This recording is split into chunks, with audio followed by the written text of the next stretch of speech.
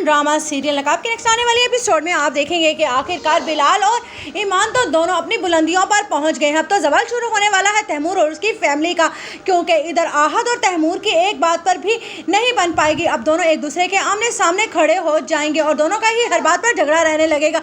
तो उस पर उसका ताया और ताई दोनों ही तंग आ जाएंगे और कहेंगे कि आखिरकार ये सब चल क्या रहा है।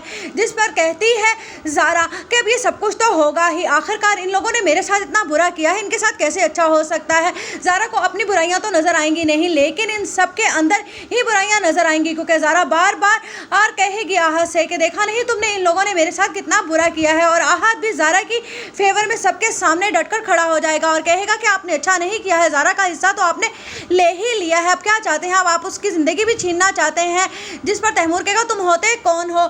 जिस पर उसकी ताई कहेगी तो तुम लोगों ने कौन सा बिलाल का हिस्सा दे दिया, अगर हमने ज़ारा का हिस्सा हड़प कर लिया है तो तुम्हारी माँ ने और तुमने भी तो सब कुछ बिलाल का ही छीना है ना, जिसके बलबूते पर तुम आज इतनी बड़बड़ कर बातें कर रहे हो। जिस पर लैला कहेगी और उठाओ उनकी तरफ उंगली, अब देख लिया ना कि उनका पूरे का पूरा हाथ तुम लोगों की तरफ उठ गया है, मैंने पहले ही मना किया था कि ताया जान से बनाकर रखनी पड़ेगी। जिस पर आहत कहेगा अगर तुम तैमूर की वजह से कह रही हो तो बहुत बड़ी गलती कर रही हो, ज़ारा ने भी एक बहुत बड़ी गलती की थी तैमूर से मोहब्बत करके और अब वही गलती तुम भी कर रही हो लैला। जिस पर लैला की माँ कहेगी लेकिन मैं ऐसा हरगिज़ कुछ नहीं होने दूंगी। उधर तैमूर जब देखेगा कि आहत तो बहुत ही ज़्यादा उसके खिलाफ होता जा रहा है, तो अब तैमूर अपने रंग ढंग आहत को भी दिखाना शुरू हो जाएगा और वो उसकी राह में रुकावटें डालना शुरू कर देगा, क्योंकि वो भी नहीं चाहता कि आहत उससे आगे बढ़ जाए। इधर ज़ारा बहुत ज़्यादा परेशान होगी कि आखिरकार बिलाल जैसा भी है तो उसका भाई, मुझे उसकी खबर लेनी चाहिए, लेकिन इधर बिलाल तो और किसी और ही कामों में उलझा हुआ है। उधर ईमान के माँ बाप बहुत ज़्यादा खुश होते हैं कि ईमान ने आखिरकार जिन कामयाबियों का सोचा था